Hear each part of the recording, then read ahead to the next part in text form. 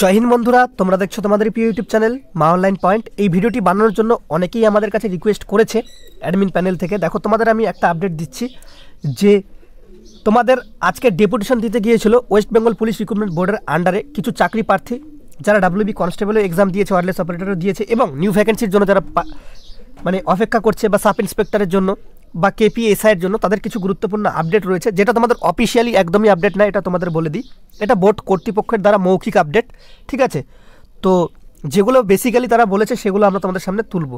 দেখো, প্রথমত তারা আপডেট দিয়েছে ওয়্যারলেস অপারেটর এবং সুপারভাইজারের যে রেজাল্ট সেটা কিন্তু উইথিন মার্চ মাসের মধ্যে আসার একটা প্রবল সম্ভাবনা রয়েছে। এগুলো কিন্তু মৌখিক আপডেট, কোনো অফিসিয়ালিভাবে তার কিন্তু কোনো যুক্তভেদ নেই, ঠিক আছে? আমি বারবার বলে দিচ্ছি। কেপিএসআই মানে কলকাতা পুলিশ এসআই সার্জেন্টের যে তোমাদের যে এক্সাম হয়েছিল তার প্রিলিমিনারি এক্সামের রেজাল্টের আগে তোমাদের একটা রিভাইজড অ্যান্সার কি আসার সম্ভাবনা রয়েছে এবং বর্ষাকালের আগেই তোমাদের কেপিএসআইয়ের পিইটি পিএমটি কিন্তু করিয়ে নিতে চাইছে বোর্ড কর্তৃপক্ষ, West Bengal police recruitment board কর্তৃপক্ষ। এগুলো কিন্তু মৌখিক আপডেট তারা কিন্তু জানিয়েছে চাকরি প্রার্থীদের যারা গিয়েছিল আজকে ডেপুটেশন 15/2/2023 সালে ডেপুটেশন জমা দিতে, তাদেরকে কিন্তু এগুলো জানিয়েছে। দেখো, 12,000 কনস্টেবলের নতুন নিয়োগের জন্য আবেদন করা আছে, ঠিক আছে? মানে 12,000 কনস্টেবল এবং তার মধ্যে সাব ইন্সপেক্টর ইনক্লুড থাকবে, তোমরা নিশ্চিন্ত থাকো। এটা তোমাদের এখনও কনফার্মেশন আসেনি বা তোমাদের যে অ্যাপ্রুভাল হয় সেটাও অর্থ দপ্তর থেকে সেগুলো সেই রকম কোনো অ্যাপ্রুভাল আসেনি এখনও। যখন আসবে তখন তোমাদের এই ভ্যাকেন্সিটা রিলিজ হবে। কখন আসে এগুলো তোমাদের আমি বলে দিই। একটা ভ্যাকেন্সি চলাকালীন খুবই কম সময় থাকে যে তারা একটা নতুন ভ্যাকেন্সি বের করতে পারে। ধরো এই ভ্যাকেন্সিটা ফুলফিলভাবে কমপ্লিট, ধরো রেজাল্ট বেরিয়ে গেল, তার আগে তোমাদের কিন্তু নতুন ভ্যাকেন্সি আসতে পারে, ঠিক আছে? তো আশা তোমরা রাখতে পারো যে তোমাদের যে নতুন ভ্যাকেন্সির আপডেট সেটা মার্চ মাসের পরই কিন্তু আসার একটা সম্ভাবনা আছে। এগুলো তোমাদের অফিসিয়ালি আপডেট না, এগুলো মৌখিক আপডেট তোমাদের আমরা জানিয়ে দিচ্ছি, ঠিক আছে? যারা নিউ ভ্যাকেন্সি নিয়ে বলেছিলে তাদের ক্ষেত্রে বলে দিই, কনস্টেবল এবং সাব ইন্সপেক্টর, তার সাথে জেল পুলিশটা আমরা অনেকদিন আগেই জানিয়ে দিয়েছি সর্বপ্রথম। তো জেল পুলিশটাও তোমাদের ভ্যাকেন্সি আসবে, কোনো রকম টেনশন নেই, ঠিক আছে?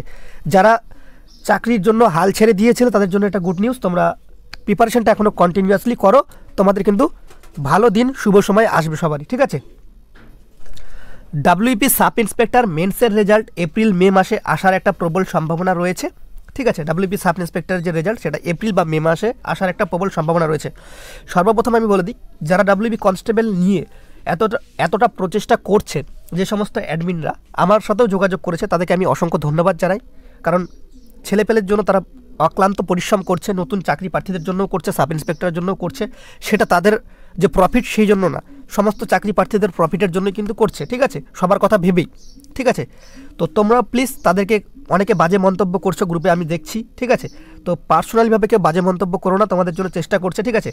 রেজাল্ট আসলো না বলে তাদেরকে গালাগালি করা বা কোনো শিক্ষককে গালাগালি করা এটা কিন্তু কখনোই তোমাদের মুখে কিন্তু মানায় না, এটা মাথায় রাখবে, ঠিক আছে? এবার সর্বশেষ দেখো, তোমাদের আরেকটা কথা বলে দিই। তো অসংখ্য ধন্যবাদ রাজা ভাইকে, ঠিক আছে? অসংখ্য ধন্যবাদ শুভদীপকে, ওকে? আর অসংখ্য ধন্যবাদ রবি ভাইকে। আরেকজন ছিল যার নাম এখন আমার এই মুহূর্তে মনে পড়ছে না, তার নাম আমি বললাম না। তার বাড়ি সম্ভবত বীরভূম না বাঁকুড়া, যে কোনো এক জায়গায় বলেছিল অ্যাডমিন প্যানেল থেকে, তো তোমাকেও ধন্যবাদ জানাই। আর একজনের বাড়ি কোচবিহার, ঠিক আছে?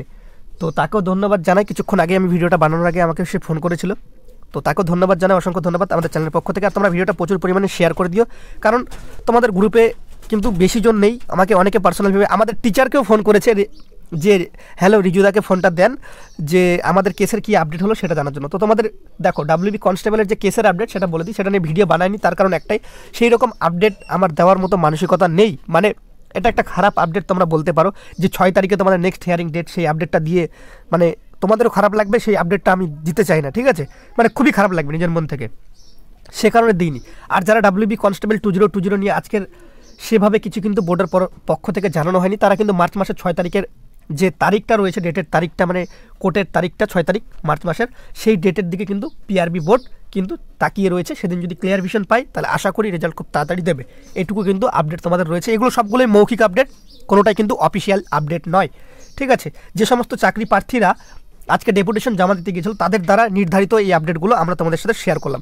আশা করি তোমরা আপডেটটা পেয়ে স্যাটিসফাইড বা বুঝতে পেরেছো। যদি ভালো লেগে থাকে অবশ্যই একটা লাইক করে প্রচুর পরিমাণে বন্ধুদের মাঝে শেয়ার করে দিও। চ্যানেলে যারা প্রথম অবশ্যই সাবস্ক্রাইব করে পাশে থাকা বেল আইকনটি ক্লিক করে দিও। সবাই ভালো থেকো, সুস্থ থেকো। জয় হিন্দ, জয় ভারত, বন্দে মাতরম।